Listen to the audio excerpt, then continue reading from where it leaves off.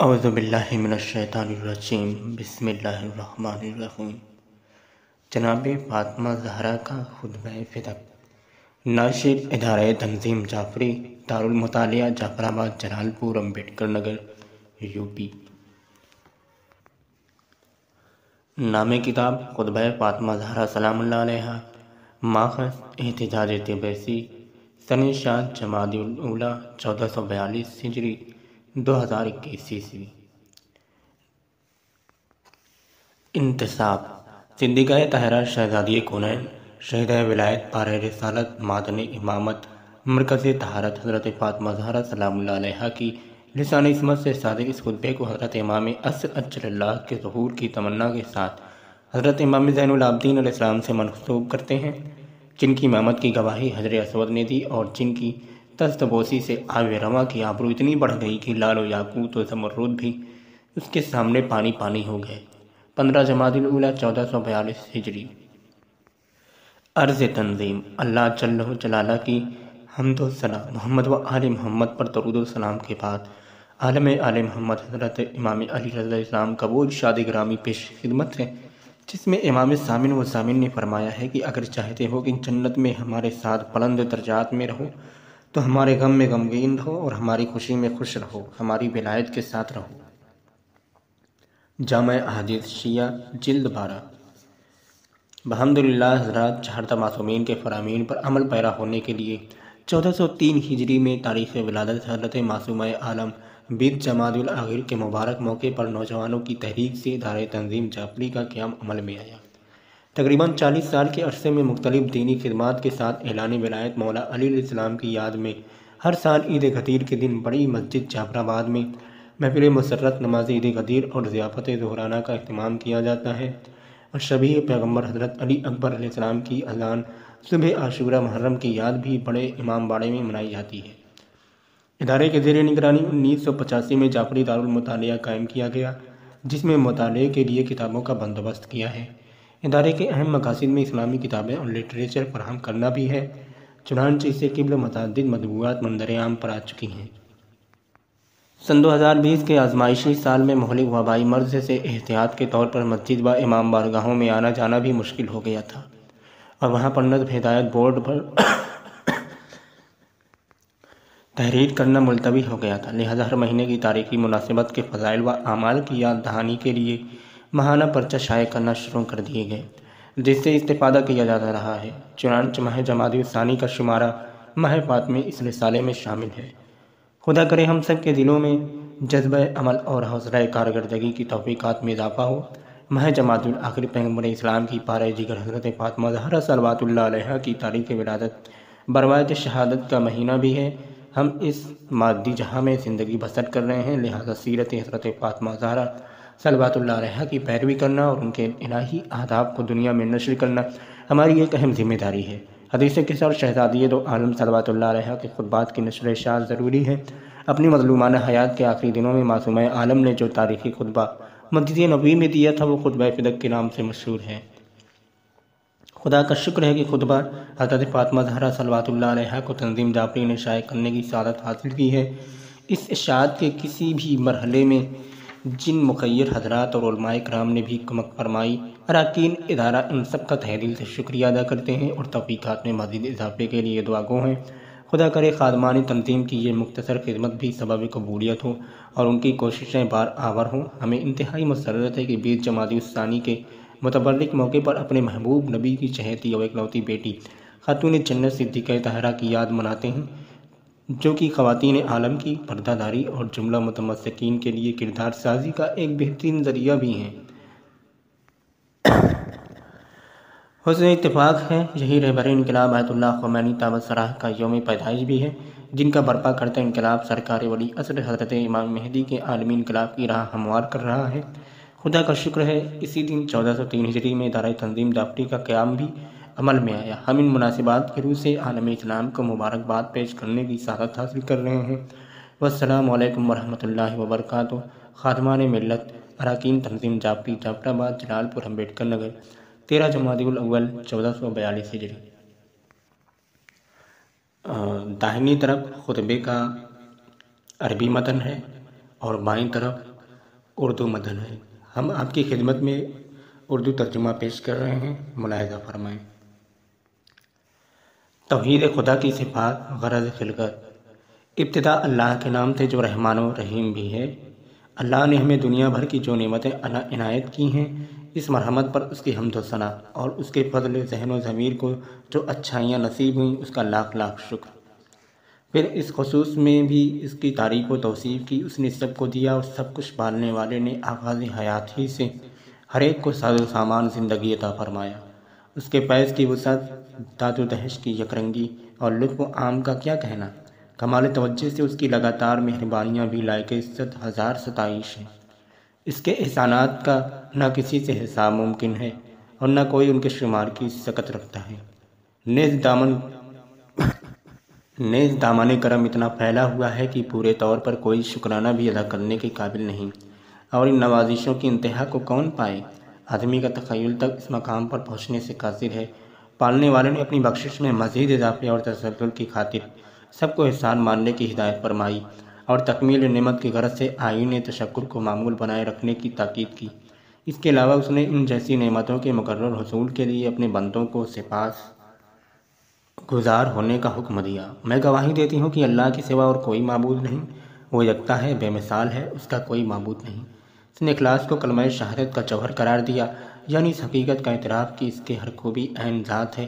قادر مطلق نے توحید کے شعور کو دل کی تہوں میں اتارا اور اس کے ادراک سے ذہن و خیال کے ایوانوں میں چراغاں کر دیا۔ ہماری آنکھوں میں نہ یہ تاب و تواں کہ اس کا دیدار ممکن ہو جائے، اور نہ زبانوں کا اتنا یارہ کہ اس کی مدح سرائی کر سکیں۔ فکر کتنی ہی بلند ہو، مگر کیا مجال اس کے عرفان کی منزل تک پہنچ جائے۔ جب کسی چیز کا نام و نشان بھی نہیں تھا، تب اس نے ہر شے کو وجود دیا، نمود بخشا۔ بغیر کسی نقشے اور نمونے کے اس نے صحن گیتی اور بام فلک کی تخلیق فرمائی۔ ہر ہستی کو اس نے اپنی قدرت سے بنایا اور ہر پیکر کو اپنی مشیت سے ایجاد کیا۔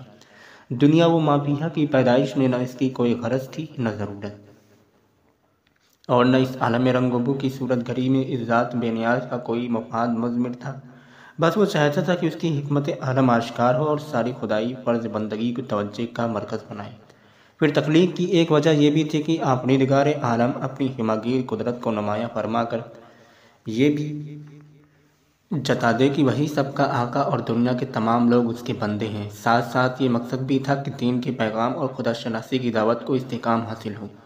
پھر اس نے اپنی اطاعت کو باعث ثواب اور سرکشی کو لائق تعزیر قرار دیا، تاکہ یہ بندے اس کے قید و غضب کی زد میں نہ آئیں اور بہشت کی راہوں پر گامزن رہیں۔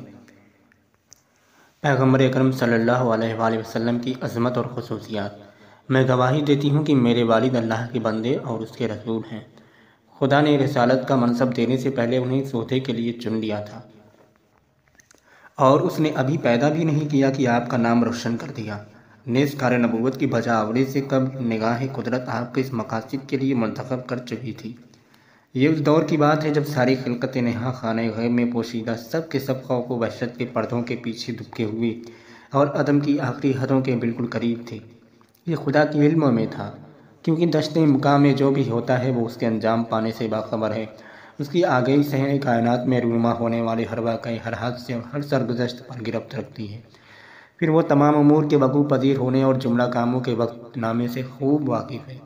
اس نے اپنے پیغمبر کو دین حق کی غرض و عافیت پورا کرنے کے لیے بھیجا اور انسانی معاشرے میں اپنے آئین کو جاری کرنے کے عزم و حکم کے ساتھ نیز طے شدہ قطعی احکام اور حتمی قواعد کو نافذ العمل بنانے کی خاطر مبعوث فرمایا۔ جب آپ مبعوث ہوئے تو ملاحظہ فرمایا کہ اقوام عالم دینی اعتبار سے بٹی ہوئی اور بڑے تفرقے کا شکار ہیں۔ ان میں سے بعض گروہ تو اپنے آتش قدوں کو سنبھالے بیٹھے ہیں، کچھ جتھے اپنے اپنے بتوں کی پوجا میں لگے ہوئے ہیں، فطرت کے قاعدوں اور دماغ کی صلاحیت سے اللہ کو جاننے کے باوجود اس کی بندگی سے انکاری ہیں۔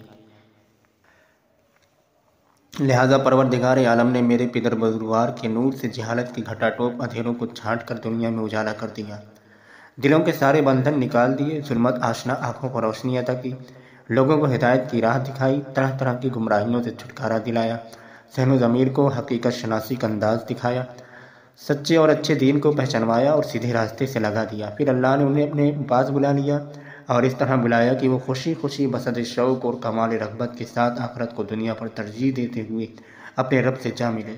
اب محمد صلی اللہ علیہ وآلہ وسلم اس دکھ بھری دنیا کے تکلیفوں سے دور اپنے راحت قدے میں آرام فرما رہے ہیں۔ خدا کے مقرب فرشتے انہیں گھیرے ہوئے ہیں۔ اس بخشنے والے پاک پروردگار کی مرضی شامل حال ہے اور وہ اپنے قادر مطلق آفریدگار کے سایہ رحمت میں آسودہ ہیں۔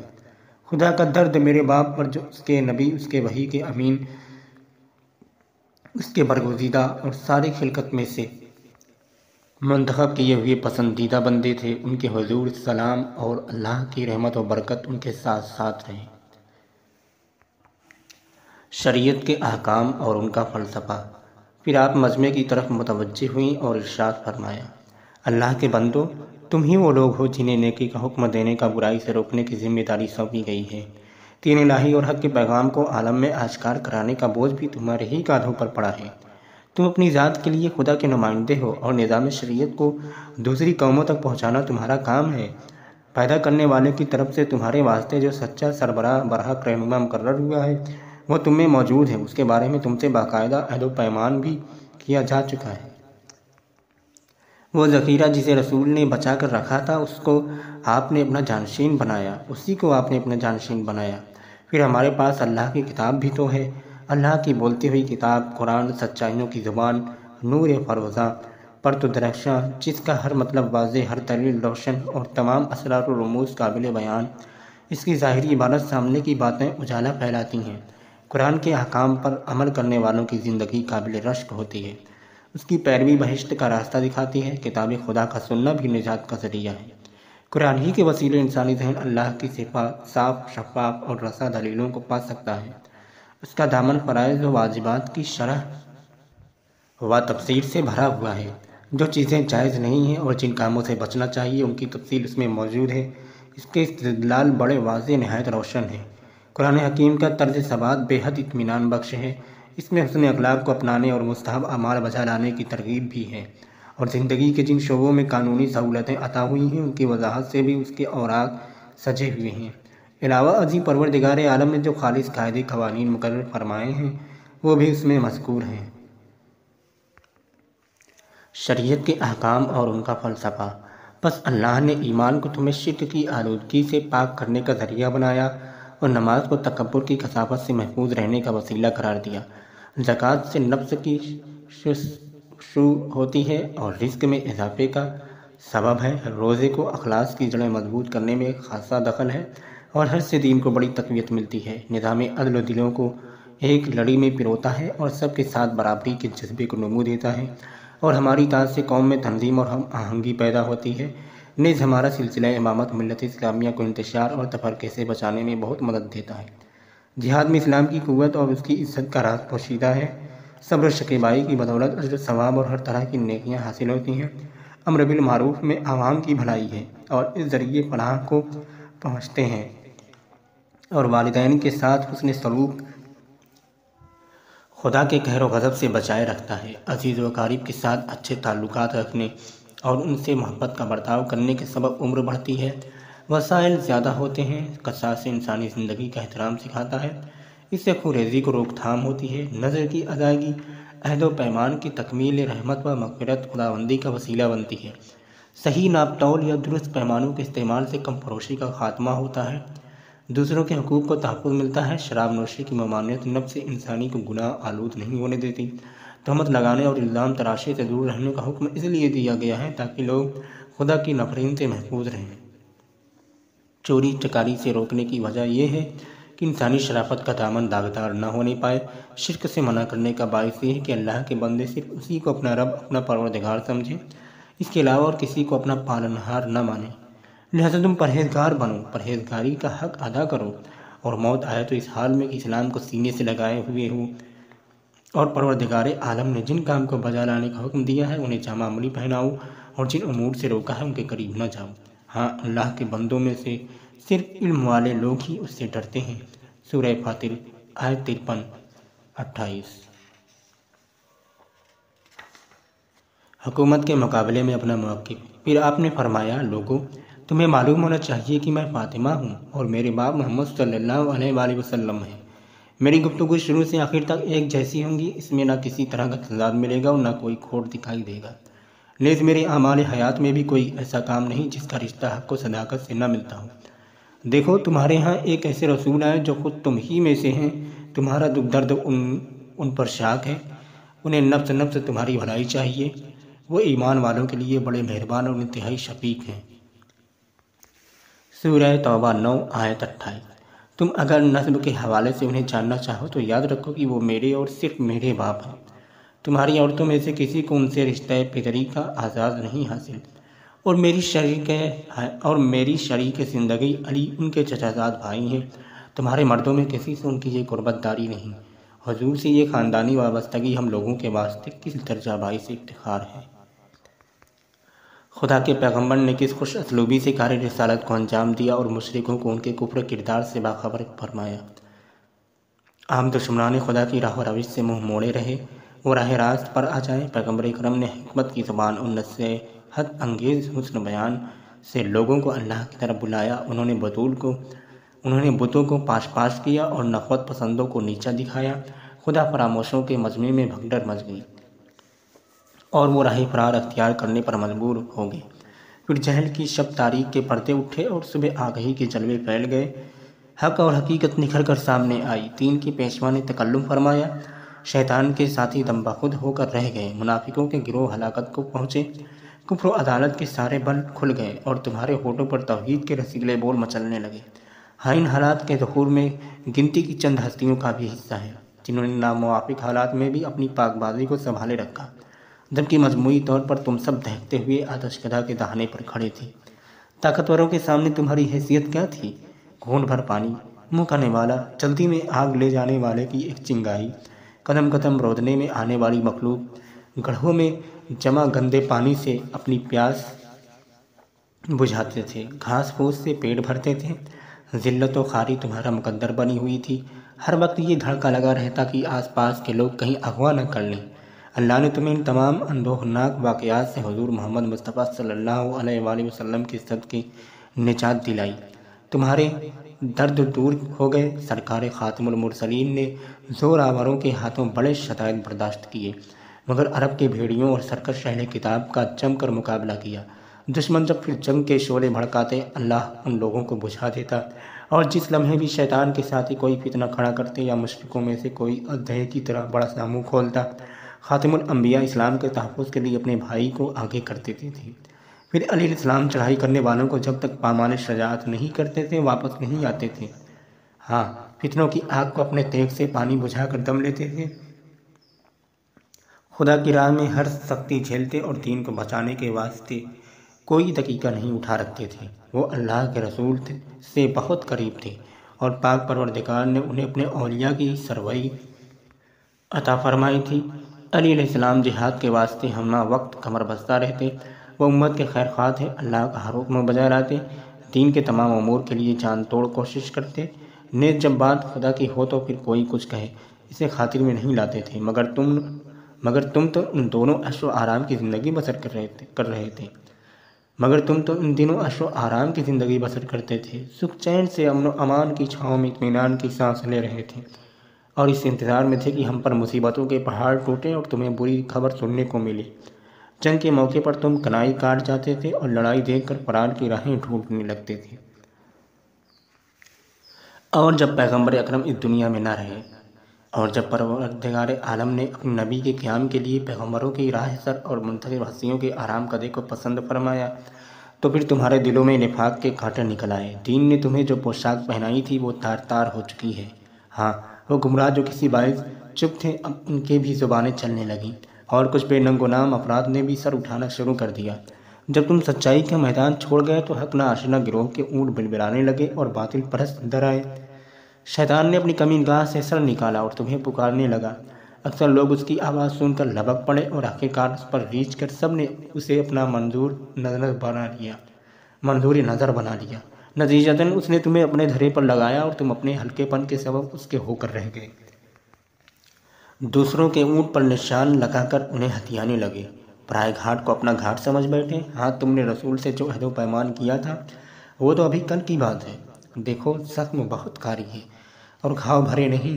پیغمبر اکرم کو سپرد خاک تک نہیں کیا گیا تھا کہ تم نے اس بہانے کو کہیں کوئی فتنہ نہ کھڑا ہو جائے، جلدی سے جو کرنا تھا کر گزرے، مگر یاد رکھو کہ تم ایک بہت بڑے فتنے میں پھنس چکے ہو اور جہنم نے کافروں کو گھیر رکھا ہے۔ سورہ آل عمران 9 آیت 49۔ حیرت ہے، تم نے یہ سوچا کیسے؟ تم کدھر جا رہے ہو؟ خدا کی کتاب تمہارے درمیان موجود ہے اور اس کی تمام باتیں بہت واضح ہیں۔ قرآن کے تمام فرمان روشن، اس کی نشانیاں ضیابار اور امر و نہی کے سارے قاعدے لو دیتے ہیں، پھر بھی تم نے اس آئین زندگی کو پس پشت ڈال دیا۔ اچھا، تم نے قرآن سے منہ پھیر لیا ہے یا اس کے بغیر ہی فیصلے کرو گے؟ ظالموں نے قرآن کے بدلے جو طریقہ اپنایا ہے وہ بدترین روش ہے، اور جو اسلام کے سوا کسی اور نظام کو اپنائے گا وہ ہرگز قابل قبول نہ ہوگا، نیز جو یہ کرے گا وہ آخرت میں بڑا گھاٹا اٹھائے گا۔ سورہ آل عمران 3 آیت 102۔